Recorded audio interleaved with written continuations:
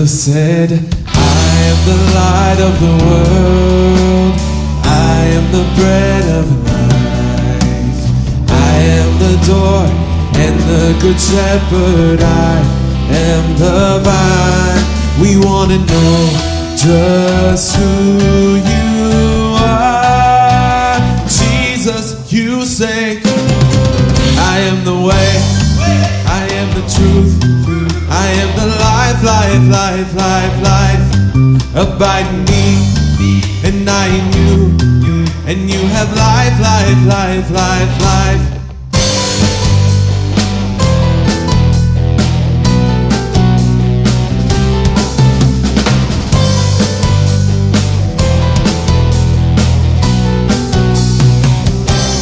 Jesus said, I am the light of the world. I am the bread of life. I am the door and the good shepherd. I am the vine. We want to know just who you are. Jesus, you say, I am the way, I am the truth, I am the life, life, life, life, life. Abide in me, and I in you, and you have life, life, life, life, life. I am the way, I am the truth, I am the life, life, life, life, life. Abide in me, and I in you, and you have life, life, life, life, life. I am the way, I am the truth, I am the life, life, life, life, life. Abide in me, and I in you, and you have life, life, life, life.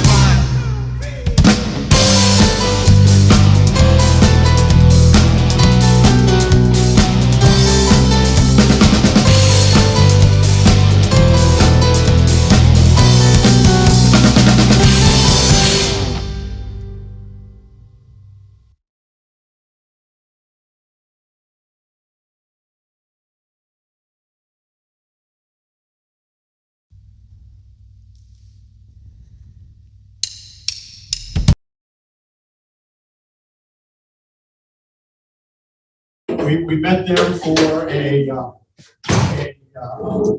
orientation in Warsaw. We'll talk through that, and we went up to a city called Swoops.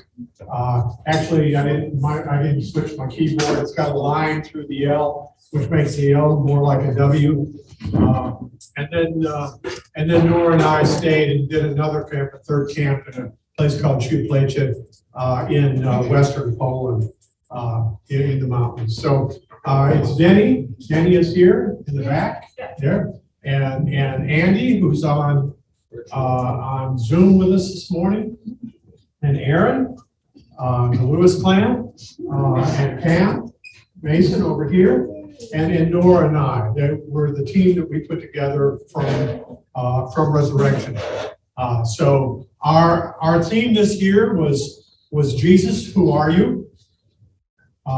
As a question, the children asked that question each day, and the answers came from Jesus himself, from the book of John, and there are 7 I am statements in there, and beginning, I am the bread of life, I am the good shepherd, you know these, and maybe I have to come over here. No. Okay, there we go. So our English Bible camps are coordinated by the Lutheran Church Missouri Synod Mission Office, and specifically the short-term mission office. They are in partnership with the Salesian Evangelical Church of the Augsburg Confession. It's nice to see, you can tell they're Lutheran, right? You see that they're right in their name is the Augsburg Confession. And also the Evangelical Church of the Augsburg Confession in Poland. In particular, in Poland, we worked with the Center for Mission and Evangelism, which is their outreach office, and you'll see some pictures later of some of one of their folks. So it's done a long time partnership with these churches. Excuse me.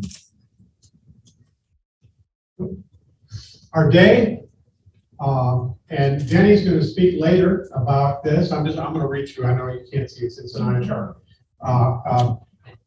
We're going to talk about what our day looks like for a missionary on a short term. We were daily themes from John's Gospel, beginning with the light of the world, the bread of life, the door and the good shepherd, the vine, the resurrection, and the life. That was the Bible stories for the day. For instance, the light of the world was healing of the blind man. For the bread of life was feeding the 5,000. Everything we did each day connected to that. The crafts, Nora will talk a little bit about that. The music, Andy and Aaron will speak a little bit about that. And Nora and Denny did crafts together, so the two of them. And the English class. And you can see up here, if you can read some of the vocabulary, even the vocabulary that we taught for today came from the Bible story that they're hearing today. They learned a new Bible verse each day. We did this in small groups or large groups with folks, depending on the camp. Every camp is a little bit different. So let's kind of walk through this a little bit.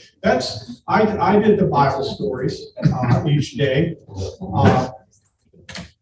And we began our session with an opening, jump up and down and sing and get blood flowing in the morning. We begin and end jumping up and down and singing every day. Then we broke into groups and did Bible stories. We did music, we did English, we did crafts. We had some activities and games in the afternoons, and then we closed. And depending on the camp, somewhere between 3 and 4 o'clock, generally the camp ends. So 9 o'clock to 3 or 4 o'clock. It's an all-day event, including a lunch and a snack probably in there.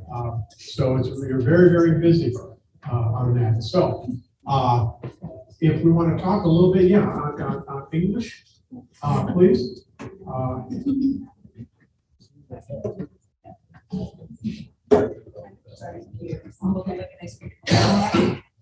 So one of the great privilege I had as part of this was to teach English. And so I just want to piggyback for a minute. Mike said to think about God moments when you talk about this experience. And for me, it began a long time ago when God must have planted that desire in my heart to do mission work. And it seems like I waited forever for that to happen, but God has things in the right time. So I'm just grateful He ordered our steps for this to happen. So it's really nice. I just thank God for that. So one of the things I could do was teaching English to the kids. So I thought I would try to use you as my classroom. So you're all Polish speakers. And it was really incredible to be in a country where you don't see any English subtitles anywhere. So I felt totally overwhelmed. And so I'm just going to teach you one word because it was the easiest word for me to learn. When we did the Light of the World, I had to teach about 25 vocabulary words every day to the students, and it wasn't necessarily a drill. We did activities, we played games, we did Simon Says, we did lots of things. And one of the first words I was introduced to, which I really loved, was the word for blind is slepe. It's kind of like you're asleep. So slepe was one of the first words that I learned. So not only was I learning Polish, but I had to teach English. And I couldn't figure out, I got the sense that they were must have been overwhelmed. You know, we did have a group of kids that were about 10 or 12, and they knew English pretty well because they started very young in first grade. And so they had many years of English, that they had to learn. But for me, when I was trying to teach English, my background is speech and language. I'm a speech and language therapist, and I've had a few courses in linguistics. So when I studied the language, it became very obvious to me that certain consonants just didn't go together to make a word, but they do in Polish. So like your SH and CH and your J sounds all come together in one word, and you try to make sense out of that. So they were teaching me as much as I was teaching them. So it was a really wonderful experience to be able to be part of that and just to be immersed in their language, and also to be able to try to teach them language, English words. So in 5 days, what, maybe 50 words, more than 100 words. How much did I retain? 1 word. I don't know. I'm praying. I mean, one of the things that our pre-trip devotions was where we had to rely on the Lord to transcend the barriers of the language obstacles. And this is where I'm at. I pray that the seeds that we planted were not in vain. God will water those seeds. God will create faith in the hearts of those children. And I did what I was called to do. The rest is really up to God. Another real quick God moment was towards the end, our last Sunday there, we worshiped together in the church, and one of the little girls made me a little thank you card. It says, "Thank you," and she wrote her name and her brother's name. This will probably be on my refrigerator for the rest of my days. So it was just really wonderful to see, because you don't know if you're reaching them, but just to get a thank you like this meant so much. So it was a really worthwhile experience, and I thank God for that.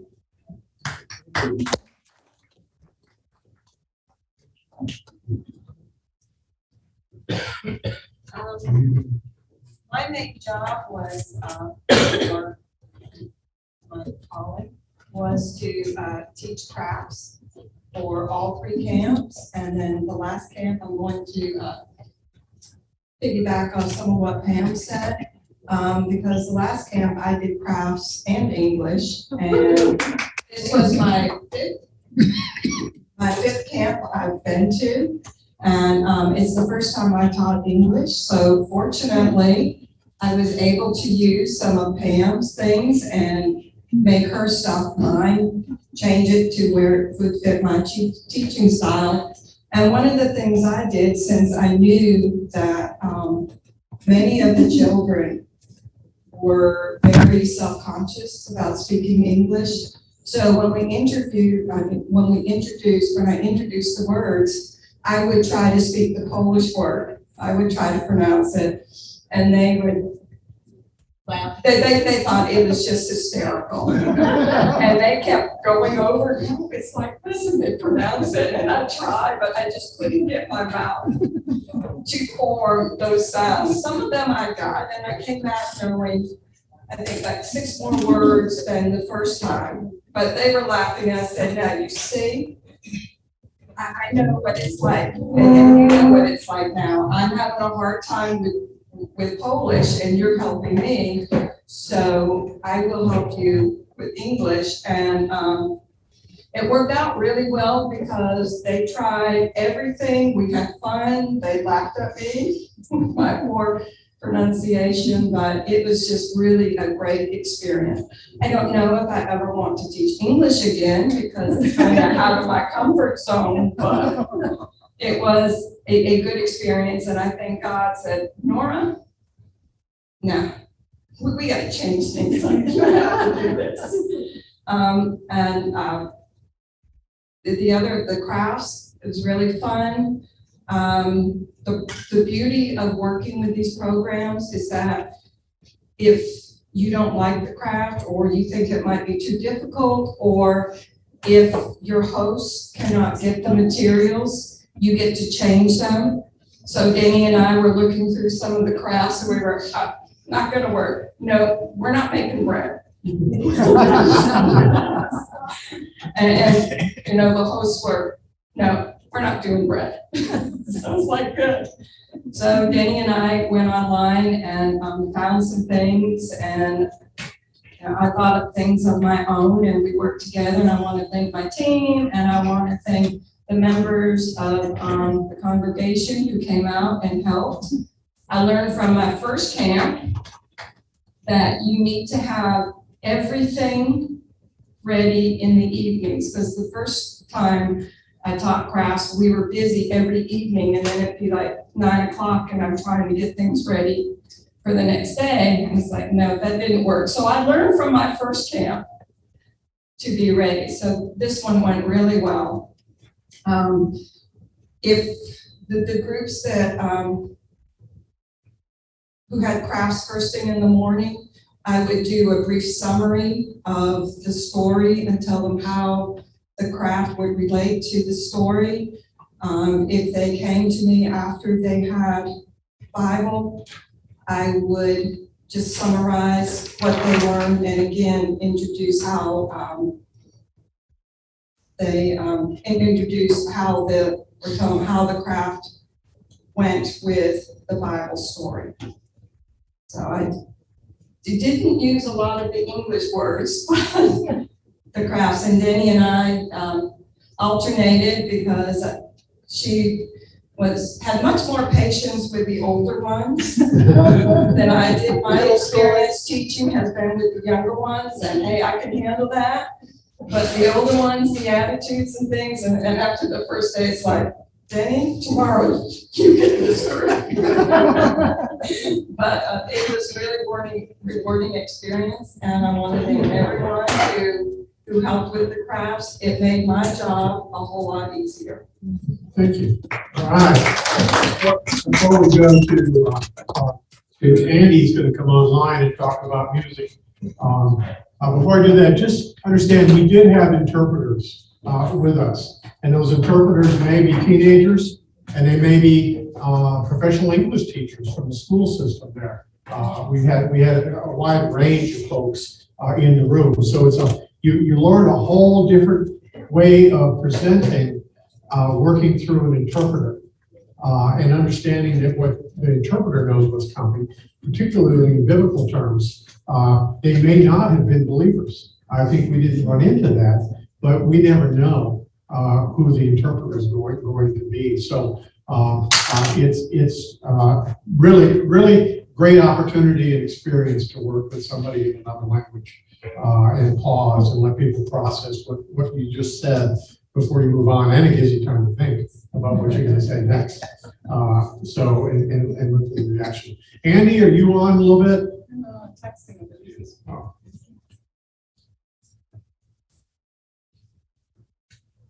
All right, so can you guys hear me? Yes. All right, good. So we were one of the more technologically things with the sound and video and stuff like this, and it was really just again, a lot of fun running a regular VBS type. We had videos that we sang from, or we just sang the regular things. It was great working with Aaron and the whole team. Again, this was a great blessing that we had for this team to come up, that we all knew each other. Some of the teams are put together with people from Ohio or San Diego or wherever, various things, and they have to get to know each other. One of the big blessings we had was a full team from a single church. And so we knew each other's strengths, weaknesses, where we could go for help and the like. So that was very nice. The nice thing about this music stuff is it's a universal language, basically. You're singing and feeling the joy and feeling the music. And whether we use just the guitar or the video songs, they love to move and dance and things. We'd go over the meanings of these songs, and it gave us opportunity. One of the things we did, using all these actions and things. I just want to be a sheep, and everybody was a little sheep on the top. So we got good at that. But we also got to get into some things like some of the things when we did some sign language in the main song with, Jesus, using this sign for Jesus, and to be able to have that discussion. And you could see that they had seen it before sometimes or understood that that's what it meant. But we got to go into that's his sacrifice on the cross, and to be able to use that. And that's why that sign means that. Now, I didn't get into too much. I was using American Sign Language, and there's Polish Sign Language, and nobody caught me on that, so that's okay. But overall, it's really nice to see, and you've seen in the pictures just the joy on people's faces, and so that they can associate that with what they're learning in the other parts. You know, I didn't get the language gene either, and so I'm struggle with English. So, you know, we mainly went with the music and talking the words. And the interpreters would say, help us out for that too. So that was very good. Anything you want to add, Aaron? Yeah. That, it was really neat when it was really neat that no matter the age, like the youngers wouldn't catch the words quite as easily because they don't know English as well. But even then, they were still going all out, doing all the motions. So while they might not be saying all the words to the song, they're doing all the motions and enjoying it, and it was just a joy to teach them. Perfect. And the language thing was always, you know, there on a moment by moment basis. You know, American tongue doesn't pronounce 17 consonants in a row. We just can't do it. But sometimes, even when we type things out, we gave our pastor, when we get to our team work here in the mechanics of it, we were staying 30 minutes away from the church because of accommodations. They're under renovation. Many of the accommodation facilities in Polish towns now are filled with Ukrainian refugees. So it's difficult for them to get close by to a city. So we were forced to live on the Baltic Sea, but 10-minute walk from the beach. You know, but the interesting thing is the pastor would grocery shop for us. So at the pension that we were living in, we had a kitchen. So we were taking care of our breakfasts and suppers most of the time there. So we sent him a list of stuff for tonight, to his wife. Okay? And so we had pepper, black pepper on the list. What we got was toilet paper. and he told his whole church about it. Sunday morning, he told everybody and about what he had done. But I said, man, I don't think that goes on salad, but we can try. But he laughed and laughed and laughed about it. But there were moments like that bring joy to everything else. You know, it's a lot of hard work. I admit that, but it's so joyful. So now I want to work through the mechanics of all of this. On the 5th of July, Nora and I left, and we flew up through New York and into Paris. What I should have done here, I had a little airplane go, but what I should have done was put some suitcases on there and leave them in New York. Because 2 of ours, I didn't get one of them for 3 days. I didn't get the other one for 10 days this summer. And it was a common occurrence in going in and out of airports.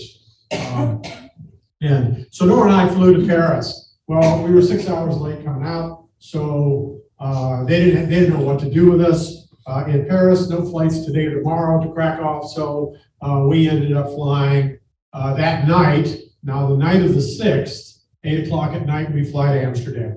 That's where they sent us. So off to Amsterdam, we are looking for a hotel at 10:30 at night. Luckily, there's a hotel right at the airport, 2 of them. No luggage of any kind, we had to get toothbrushes. Yeah, that's right, because we had given them our bags. Pink tag, everybody's on the pink tag thing, because they don't fit in the overhead. Okay, well, they didn't pink tag them. They marked them for Krakow.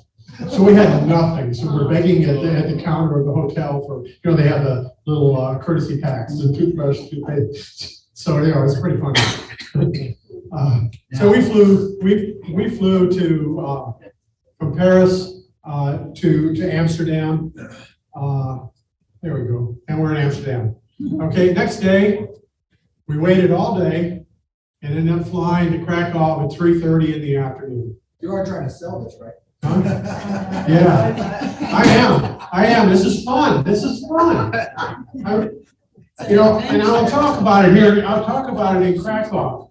My luggage is not there. I'm walking through this, looks like an old black and white horror film, these stacks of suitcases at the airport, and they say, try to find yours. And there's hundreds and hundreds of these things around, and you can't. But I told the lady, I said, look, there's a lot of important things happening in the world to get upset about. This ain't one of them.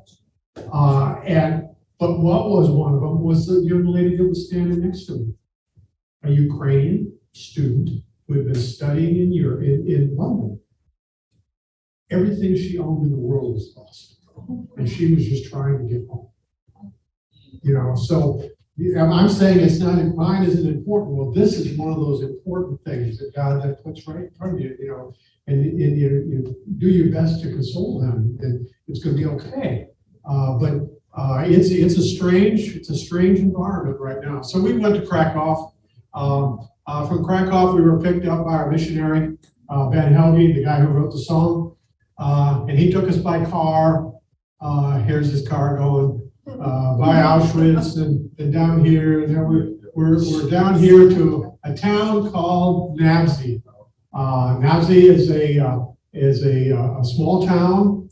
We stayed there at a Lutheran church, in a Lutheran church facility. The facility was renovated from like 1800. Was when it was built, and we stayed there with the team for an orientation. And we had our first orientation in the Czech Republic. You can also call it Czechia. They do that too. But this town is down on the border, right near the border where the Czech Republic, Slovakia, and Poland meet. So it's an area called Silesia.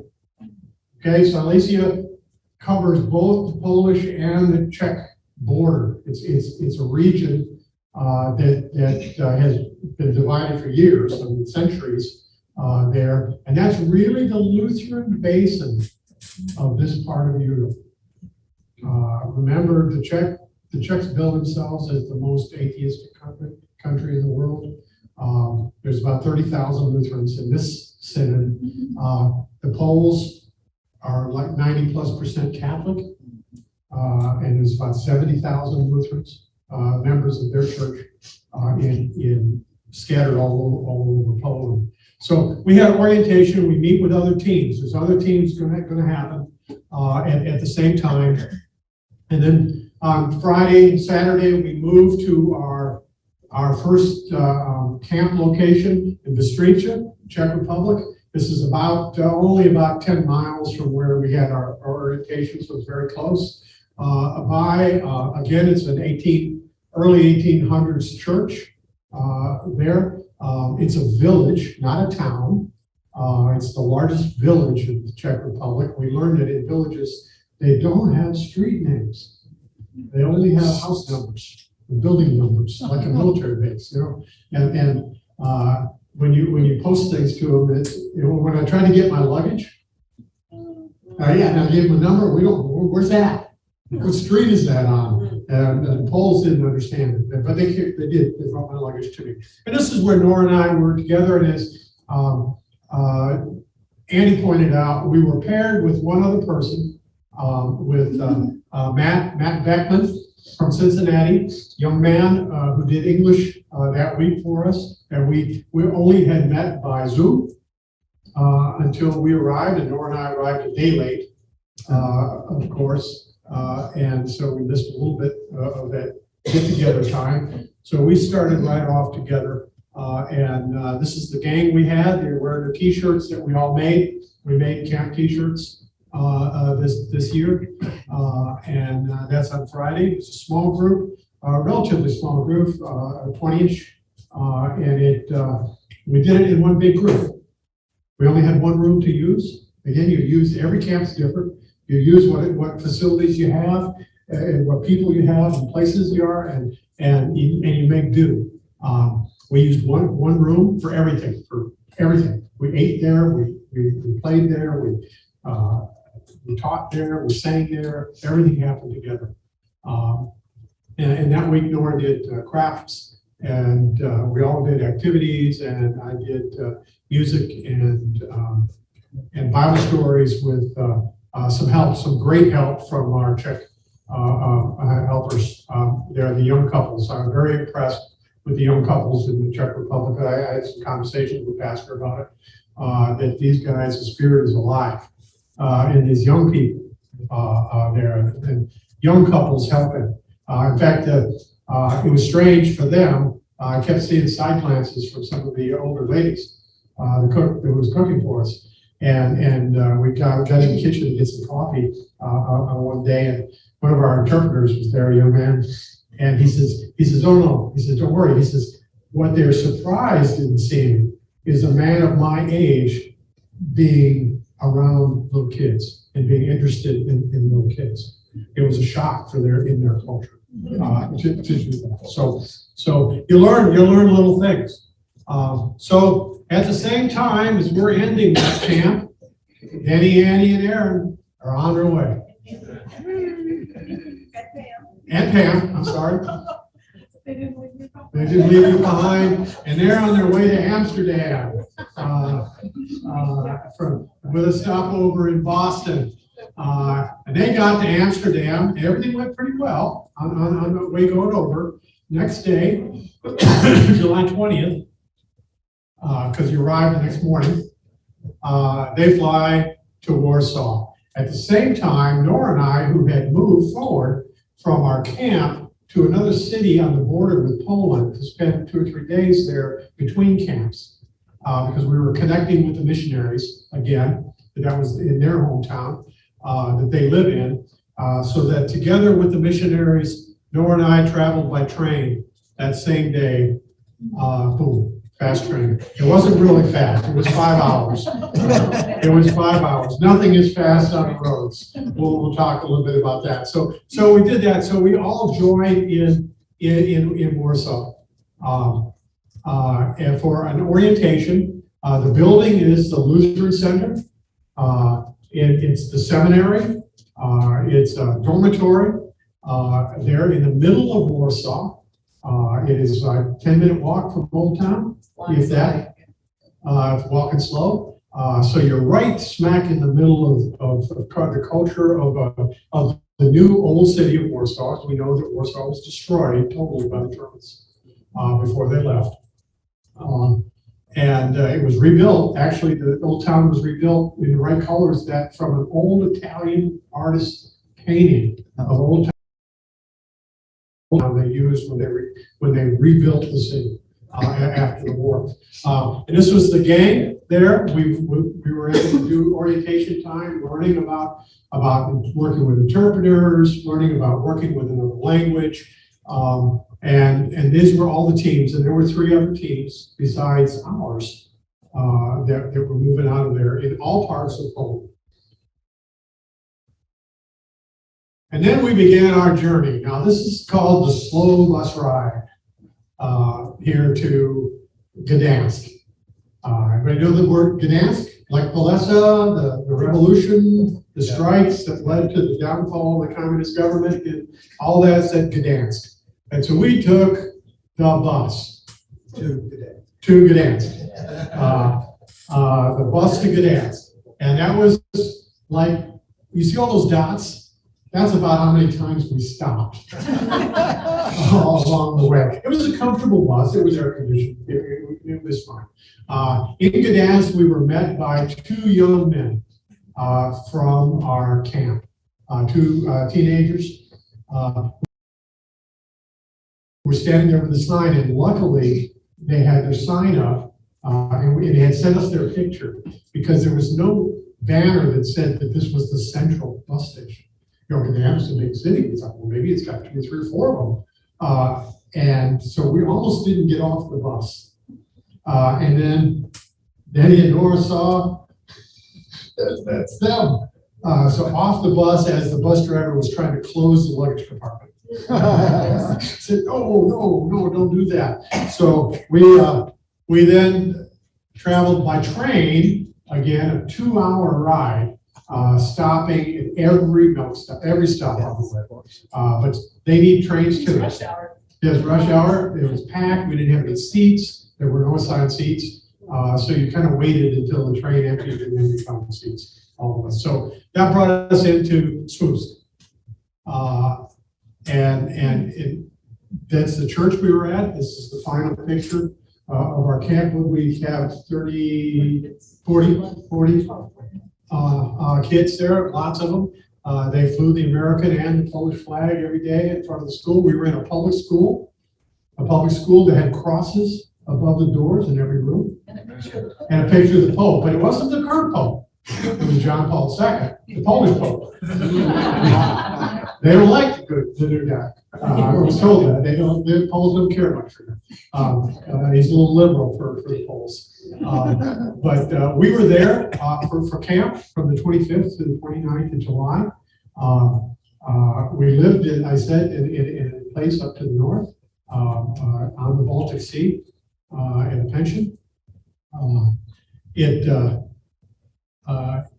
We'll get into our life here at the camp. Then he's going to talk a little bit about our life every day. But it was a long day. It was a long day. I'd say you're at it from 6 in the morning till 8 at night, pretty much every day. And the extra travel. Denny will tell the story, I hope, about this picture. But that's where we're at. We're in Swoops. I was doing Bible stories. Aaron and Andy did the music. A wonderful job. We were at a gymnasium, a school gymnasium for this. Pam had a classroom for English. Nora and Denny had a classroom for crafts. I had a classroom for Bible study. It was interesting. The motif in my classroom was the Ukrainian flag. We had Ukrainian children there. We had one of our interpreters was an Ukrainian college student. Been in the country a week. No, she said 5 days. And she was there because it was her sisters, I think, were there. She's a journalism student in Kyiv. But she had just arrived in Poland. So you see these things every day, and say, man, we're here for a reason. There's a reason God brought us here. Each of us are called in a different way, at a different time to do this kind of things. But you knew you were called to do the right thing here. So I'm going to let Denny talk a little bit about our day at camp. In this picture, when Pastor Frelich would pick us up from our beach house, basically, in Utska, we took a highway. It's two-lane highway, but a lot of the time, as in, here in the summer, what's going on the highways? Construction. And it would go down to one lane, and there'd be a lot of waiting. The wonderful pastor, took 2 hours out of his day every day to come get us, drive the 30, 40 minutes to pick us up, drive 30, 40 minutes there, and then do it again at home. And one day, coming home, he was using GPS, and we were following a line of cars, and we ended up in some kind of industrial wasteland, and all the other cars took a left, and he took a right, and he's like, hold on. And he makes a right, and he goes down this road, and it was very bumpy. The ladies in the back seat, their knuckles were getting a little white because it was getting bumpy. And the weeds were hitting the rear view mirror, and we were all like, okay, this is an adventure. But it ended up right at blocks away from our beach house. And at the end, he's just like, yes. It's a shortcut. It's a shortcut. Are there more slides? No, not for this. Oh, not for this. I was going to kind of talk with the slides. Oh, okay. Well, let's go to them. I can work. I can go back. You can tell we're a well-oiled machine. This is sort of how we do this. I can just talk too. No, I'm going to them right now.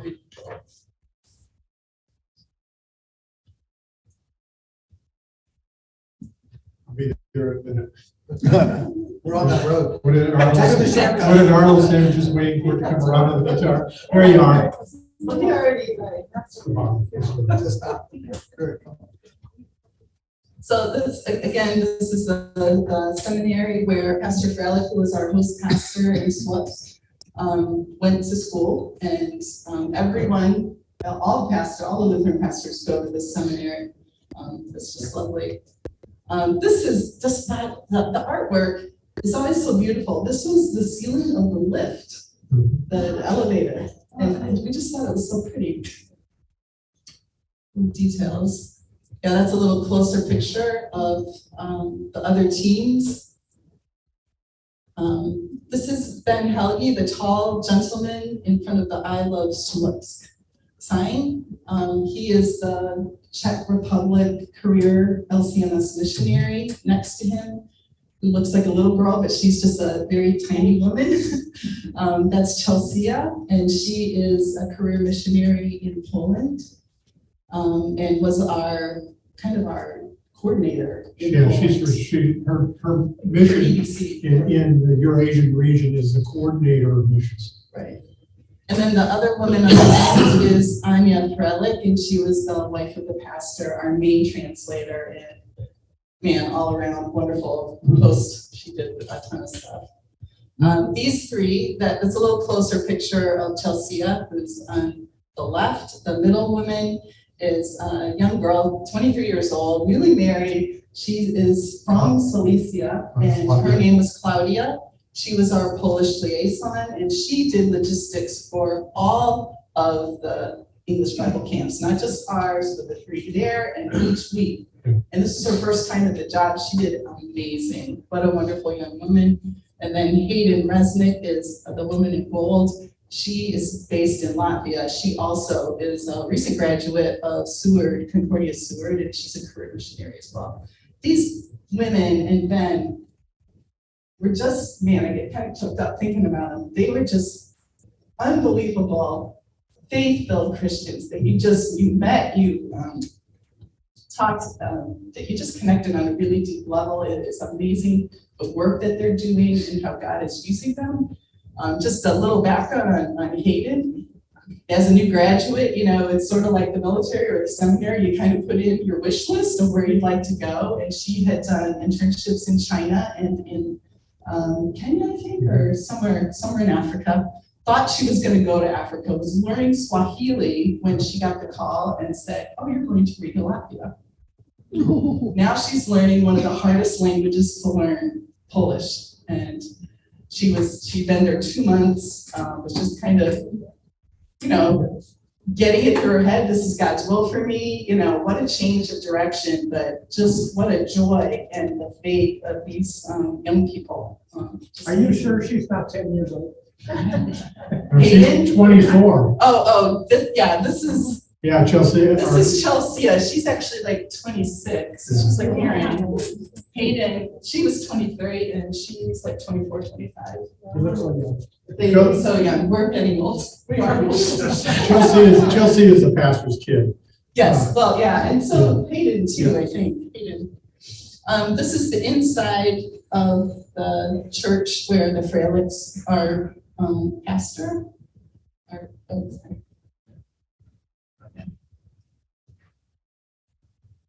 This is Anya just introducing us to the congregation the first Sunday.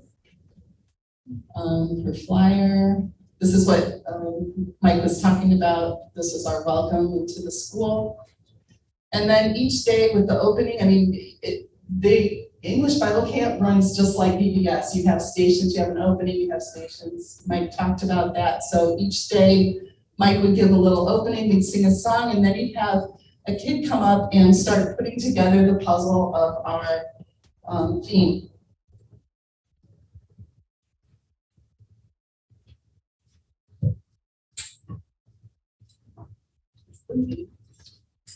Yeah, sometimes. I'm ready now. Okay.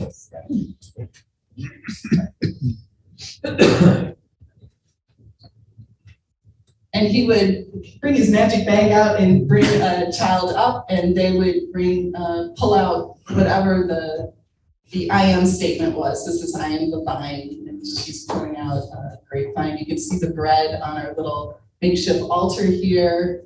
2 fishes. The glow stick is a light. That's what we use for the light. The shepherd's crook, or I am the good shepherd. And the little doorway that was sign of the gate. This is really cool. This is opening, so we'd be singing and leading devotions. Trying to zip through these, but it's not going fast.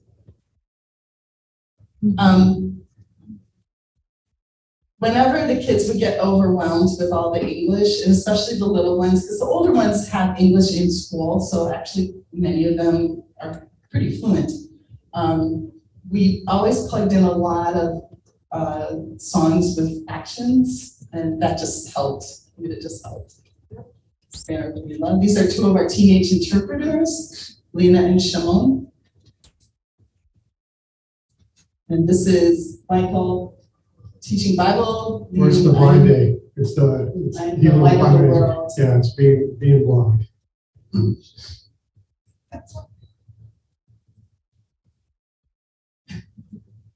This is in where? Is this in Poland too, or is this in the Czech Republic? That's in Czech. No, that's in Poland, third camp. 13. That's in Mistrucha. It kind I'm of- sorry, two places. Yeah. As is that. One of the things that they did on I Am the Good Shepherd was have like giant ping pong balls that had little sheep on them, and the kids had to walk their sheep With a shepherd crook. with a shepherd crook.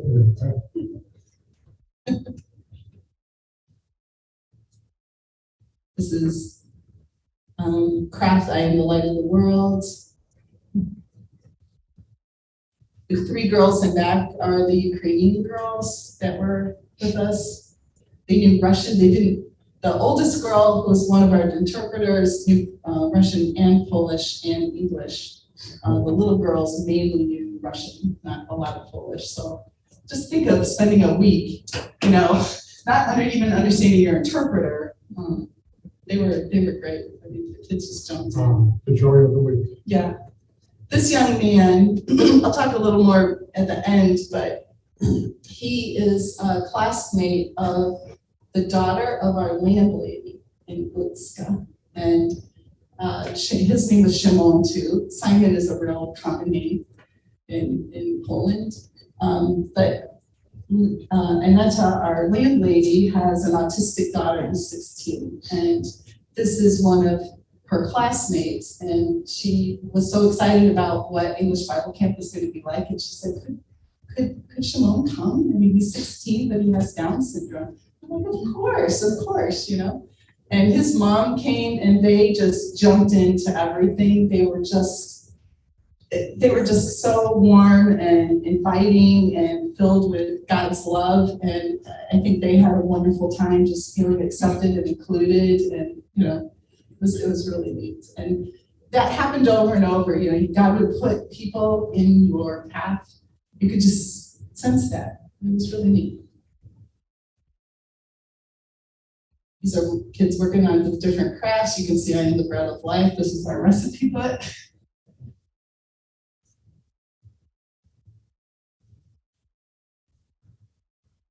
This was I Am the Vine. They weaved a bookmarker. We tried to get something different for the kids to do each time. So like there was weaving, there was cutting, there was pasting, there was sewing. It was fun. This is Freilik's oldest boy, Jonathan. This is like a language thing. Nora had asked Anya to see if she could get us some cotton balls, thinking, for the sheep. And somehow the translation turned into pom-poms. And all they had were colored pom-poms. So Nora did really well and told the kids, how Jesus loves you, loves all the children, no matter what color you are. Well, we're going to make our sheep all different colors. And the kids really got into it. They really liked it. So you kind of make do. This is the cootie catchers that we made for Bible school here. And it was a new thing for them, so it was kind of fun. And what she's holding up is Kim jesteś Jezu, Jesus, who are you? That's in Polish. But they also had English on it too.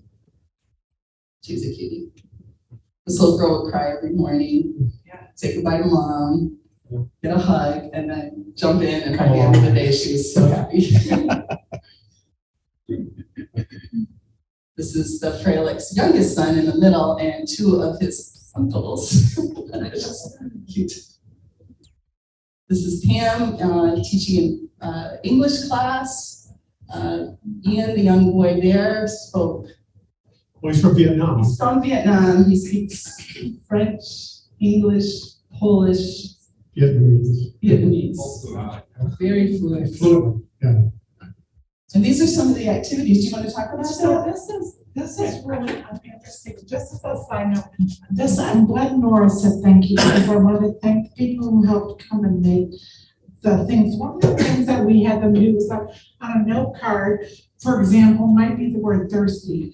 And so we broke that note card up into like 3 or 4 pieces, different, they weren't necessarily syllables, but they were just, so the pieces were all mixed up. And so if I gave you those 4 pieces of the card cut apart, you could form the word thirsty.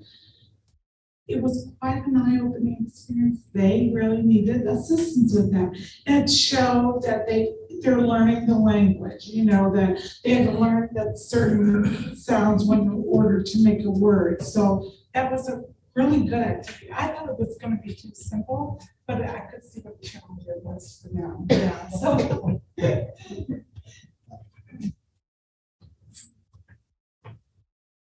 And you can see they've got the whole verse. It was part of a I am the relay. vine and you are the It's part of a branches. relay race that we did. We Right. put today's Bible verse together. We found a lot of ways to incorporate language learning. I know Andy and Aaron played a game that you may or may not know, where you sit in a circle and you have 2 objects. Usually it's like a fork and a spoon or something. I think they used a fish and a glow stick, fish and light. And you turn to the one person on the right, say this is the fish. And that person says a what, and you say a fish, and then they have to do that saying, this is a fish, a what, a fish, a fish, a fish. Then you get a second thing going the other direction. And it's hilarious, because by the time it goes to the end, everybody's saying that. And, you know, we tried doing it in Polish, and we were messed up, and the kids would laugh, and it was great. I mean, it just kept them so open and interested and engaged.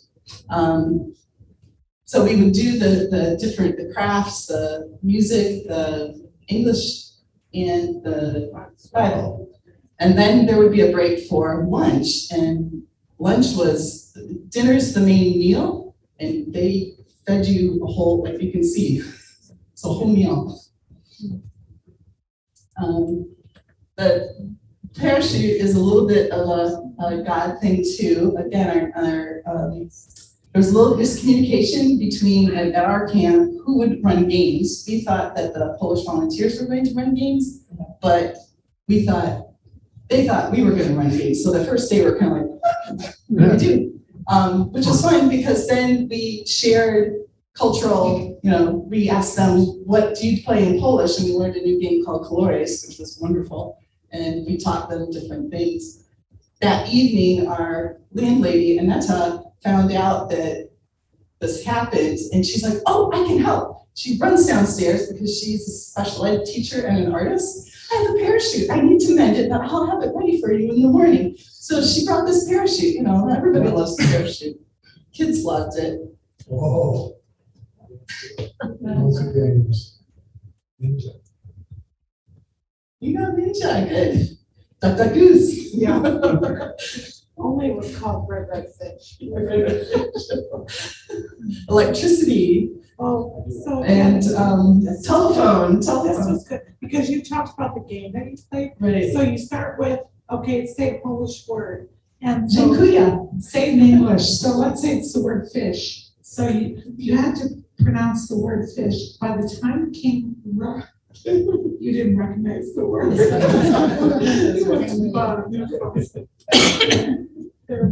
And electricity, of course, you know, you close your eyes and you have to squeeze, and the end person has to run and get an object.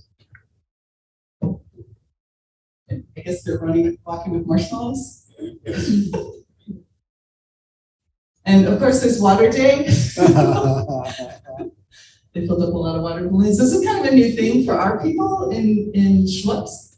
But we did sponge races and relays, and we did, toss it to your neighbor, take a step back, toss it again, and then it just turned into a free-for-all, which is a lot of fun. And then at the end, there'd be a closing where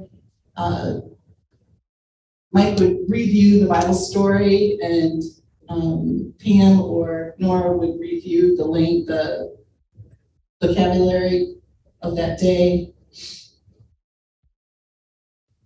And this is them singing, "I just want to be a champion."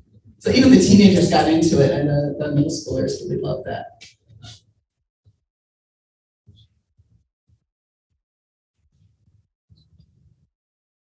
This is Pastor Frelick, just a wonderful, warm, he's wonderful to work with, Shimon and his mom.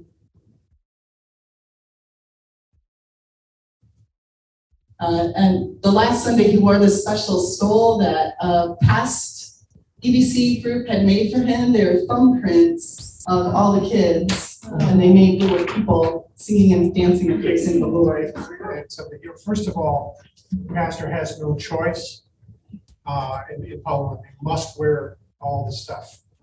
But they don't wear a cross. Only the bishops have a cross. And if the pastor wants to wear a cross for a special occasion over the robes, then he has to get permission to do that from the bishop. Yeah, I learned that at the last camp. He didn't always wear the white, like the first Sunday, he was all dressed in black with a little high collar. It looked very European. And under there, he's got that little collar that goes Yeah, either way. yeah, a little. Yes, Did they give a reason why? Was it's it- tradition. It's just tradition. It's tradition. Okay. This is their family, Anya and Pastor Frelick, and their two boys, Jonathan and Benjamin and Jonathan.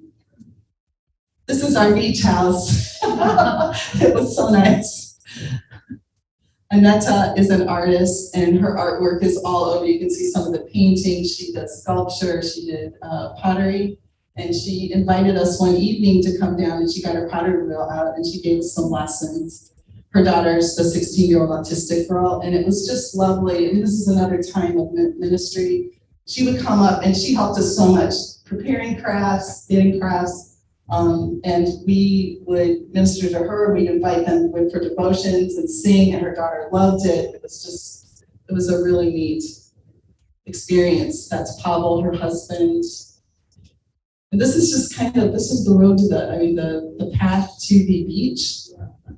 It's paved everywhere. Everything's pavers. It's not asphalt. And I asked, even the highway, it's all pavers. And I'm like, gosh, that must take a lot. And Pastor Fairley points, hey, look, and there's 3 guys with a wheelbarrow putting pavers in, doing repairs. It's just incredible, beautiful, beautiful place. This is a walking tour of Schlepp's after one of our long days, but it was just a joy to be with them. And we're out of time, but if you want to see, there's maybe 15 slides of just sites that we can zip Can you through. quickly bring me back to where we were? And that, but yeah, it's marvelous. Every day was something else. We're there and we're sitting down with our host at night, and we're going to do devotions. Would you join us with devotions? And as a family to join us in our devotions, in our car trip back and forth. In the morning, we would do devotions and use that 30 minutes that we had to focus on why we're here and who we're serving and what we're doing today. It was really an excellent opportunity. But every day brought something new. Let's go back 2 or 3 more. That's good. Thank you. All right. So our day is full. Our day it's packed. Every day you're tired, but you know what? It's a joyful tired. You really feel good at the end of the day. When we finish that camp at Sputsk on the sea, you can see where we're at, right up on the Baltic. Just for geography purposes, you know what this is? It's Russia. That's Kaliningrad. That's the separated part of Russia. In Belarus, Lithuania, this is all Poland. But we were as close to there as we were here. So people are living normal lives. It's fine there. So on we go. On the first day, Sunday, we take cars and trains to Gdansk. The Lewis's go by car to Gdansk with the pastor. The pastor puts them at the port to pick up their ferry to go, and they go by overnight ferry, 18 hours or so, That's really nice. to Stockholm. Nora and I and Pam were put on a train in Swoops, and we took the train to Gdansk, where we stepped out of the train station, put our luggage down, and here up comes the pastor in his car. He's got it timed. He picks us up and then drives us to Warsaw. That was 5 hours on the road. And we said, certainly you're not staying here, or you're not going back tonight. Now, he had business in Warsaw with the church, so he stayed the night there. So we all went back to Warsaw. Pam, the next morning, 6 o'clock in the morning flight, so you were up at 2:30, 3 o'clock. And Pam flies via Paris back home, actually to Baltimore, right? To Baltimore. Andy and Denny and Aaron on the 5th, I think it was the 5th. I understand you guys ended up spending the night in New York, too. They flew back from Stockholm to home by way of New York and hanging out at JFK. And you can always plan if you're going through JFK, you're gonna, something isn't gonna work. Something is not right every time we've been there. Okay, so, but back in Warsaw, Nora and I are in another orientation with another set of groups getting ready for the August iteration of the camps. What you see on the left is a statue to Stanislaw III. He's the king of Poland that brought the capital to Warsaw from Krakow. He's a Swede. He's a Vasa. They take Swedes around with it. He's part of one of the 2 or 3 Swedish kings of Poland. The right side is the war memorial to the uprising of the Home Army. On August 1st, 1944, the Home Army of Poland stood up and to fight the Germans on their own. They didn't get the help from the Allies that they expected. The Russians were camped across the river watching this happen. They did not interfere. It lasted until October. We happened to stumble right into the celebrations this time. This was the 78th. The first time Nora and I were there was the 75th anniversary. So it was really big. But there were a lot of events going on, a lot of concerts, a lot of speeches. This was right across the street, basically, from the seminary where we were standing. The sirens on the first, the sirens went at the 31st that night at 5 o'clock. The city came to a stop. And the air raid sirens blew as in memory of this. So this is the pictures of Old Town. After orientation, Nora and I take a train to Wrocław, which is in German Breslau. And we took a long train ride there, picked up another train to Cieplece. The bigger town there is Jelenia Góra. It's in the mountains on the western side of Poland, and it's beautiful. That's the church we served in there. It was built in 1776. So, interesting year.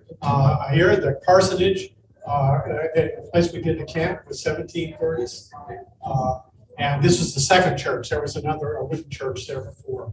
The church on the right, I printed up there because I showed it to the Sunday school class before, not this one, but a similar one. This church is a product of the Treaty of Westphalia in 1644, when the winner said that the Lutherans could have 3 churches in the Silesia region, and they couldn't use any stone, couldn't use any brick, couldn't use any nails. Build your church. Well, they built 3 of them. Well, 2 of them are standing. This is one. This church will house probably 1900 people inside. I can show other pictures we made at Sunday school of this. The other one's several thousand. Nora and I were able to go to another one the first time we were over there. But it's an amazing thing to see what the craftsmen could do. It had to be outside of the city walls, and they couldn't have a bell tower. It had to be lower than the rest of the town's churches. There's a lot of rules. Catholics run the place. Okay, so we did a camp, the full camp there. Again, it was a great opportunity for us Nora and I were alone at that camp. I did music, openings music, and Bible. Nora did, as you said, English and crafts, and we all both did activities. It was a great opportunity. We could have meetings every night without having to have a special meeting. You could lean over and say, "Why don't we do this tomorrow?" We didn't have to call a meeting. So we traveled by bus back to Warsaw. It was the only way out. Otherwise, we would have to leave the night before. And we took a 5-hour bus ride to Warsaw. Get that bus going. It gets going pretty good. Fast. But it had only one stop after Warsaw. It only had one stop. So it did that. And that brought us back to Warsaw in Old Town. And that's just a picture of the missionaries, everybody walking to the last meal together that night as we got back. All the teams have recovered on Warsaw and spent a few more minutes, out in the market in Old Town. And a few months together. Nora and I had the same flight Pam did, although we went not to Paris, we went to Amsterdam. And we had that 6 o'clock in the morning departure from the airport. So it was a 2:30 get up and drag your bags and head home. So yeah, and we're home. And the home went much easier. Although our bags, nor my bags. Some people. Lewis has spent a night in New York, and our bags didn't come till the next day. But they delivered it normally. So opportunities. How do you get involved in this stuff? I've got out on the table back here. This has got the website on it. There are many, many more opportunities than just Bible camps. The other thing I did in 2019 was be part of a Mercy medical team in Uganda. And you don't have to be a doctor or a nurse. They need people to do the work too. The other work that goes along with setting up a clinic in the middle of nowhere, in a village, in Uganda is what we did, and in Cindy. So there, and if you look at the website, you'll see a whole list of things. There's all kinds of opportunities right now in Central and South, the Caribbean area in Central South America, particularly Peru. They're doing a lot in Peru. We have a seminary. Not the SMS, but Luther Seminary in Brazil. We have full-time missionaries working hard down there. We have deaconess programs going on in Central and South America, and I include Mexico in that because there's a voice that there's the Lutheran Hour, the radio, the voice of Lutheran radio stuff. They're working in Central and South America also. This is for next year, for the camps next year. There are only 2 sessions next year, not a middle one. There's an early session in July in the Czech Republic, and then there's a August one, 2 weeks in between. The Czech Republic Church said they only need 1 session next year, and since we serve them, we do what they want to do. The websites are here. Take a look at it. It also has the ticket into longer-term mission service. If that's what you feel moved to do on here. They have 2 kinds of long-term service. They have what's called a geo-missionary, which is usually 2 years. To go somewhere for 2 years. And then they have a career missionary, which you're committing for 5 years to go somewhere. But I'd say the medical stuff, they'll start to ramp up again. They're not in there right now, but because they take 10 months or so to get organized, because they have to get clearances through the country's health departments, and health ministries to be able to do medicine. But during that, I did vitals for a week. We saw 1,000 people in 5 days. People walked 20 miles to get to a doctor because they said it was free medicine. And we partnered on all those things. We partnered with local people. Always, we work with people. We don't do things to them or for them. Those were mistakes that the American government made for so many years. Our own foreign policy and the state and what missionaries have made over the years is we do things for folks or to them, not with them. So you'll see most of the push now is to work with folks. So that's what we have. Feel free to ask Denny or Aaron, Pam, Nora, or I, or Andy. Any questions that you run into about it? I have over 1,000 pictures from those 6 weeks. It's hard to pick, one that's more important than the others in there. But those are certainly available to everybody to look at if they want to. Pick some out and we can explain them for you. Andy, are you still on?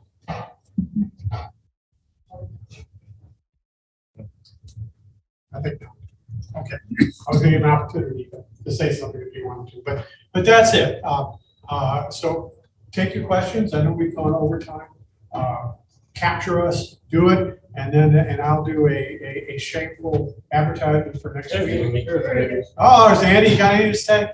Only a quick thing. I've got to put in the technological thing. On the website, on the photos that you can get at the very bottom of the website, we have all this. We have most of these things. We have a curated version. We don't have 1,000 photos, but we've got a few hundred. So you can peruse as you would like.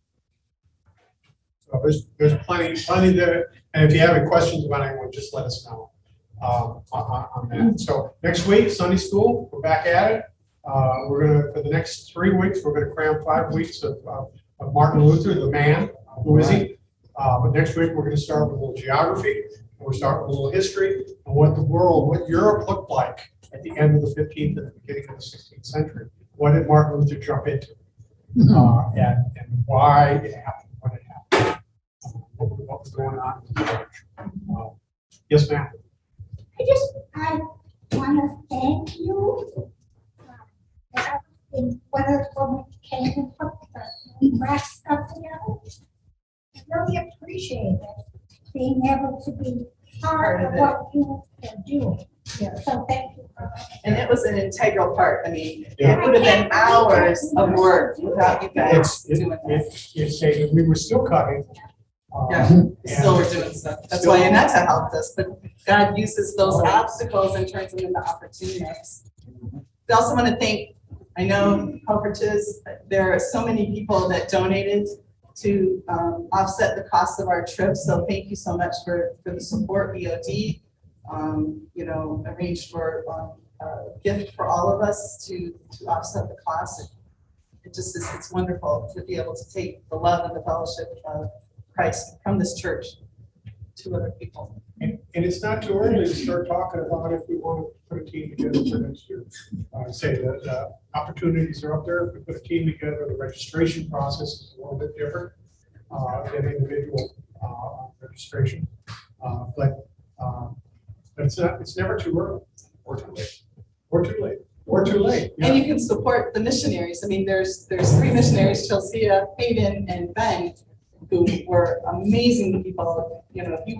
If God would move you to support any of them, boy, I mean, we can say they are on fire for the Lord. They are submitted to His leading, and you would support a really good thing. We can publish those things, and it's easy to go on the LCMS the mission website and support individual missionaries. Anybody can do that to help them out. So, yes, ma'am. Can I plug local? Yes. If you want to help out locally, we will be doing Drinks of Hope on the second Saturday of October 8th.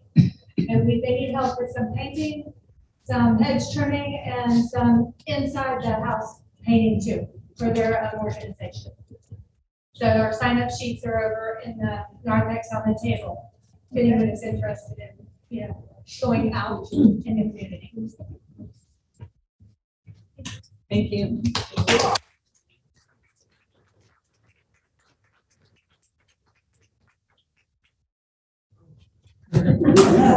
Sorry, we went over. Cheers.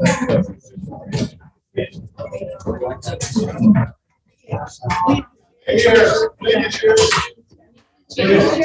Yeah, leave the chairs for tonight. Cheers. Not all.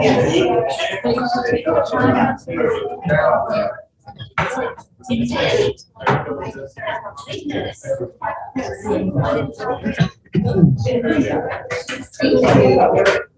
you.